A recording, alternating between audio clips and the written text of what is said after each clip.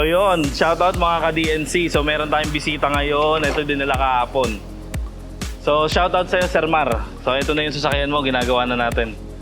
So remaining na lang dito, boss, is seals and then ito, yung iridium mo. Pagtapos nun, okay na.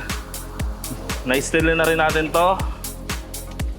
Ito na yung fan, relay, kompleto na, bracketing na lang. So yun, shoutout kay Sir Mar. Siya papi, ano siya, mekaniko rin siya. Mekaniko si Sir Mar. Yes, mekaniko rin yan.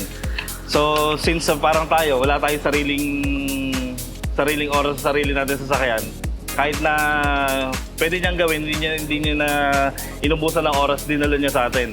Dahil nakita niya naman kung nakita niya yung lahat ng videos natin, yun yung sabi niya kahapon. Wow, maraming salamat po, sir. Yun. Tapos, pagdating sa pyesa, since naka-plug na rin sa lahat ng customer natin, yung mga pyesa natin, mga parts price, so nakita naman niya, reasonable naman daw lahat yung ano niya.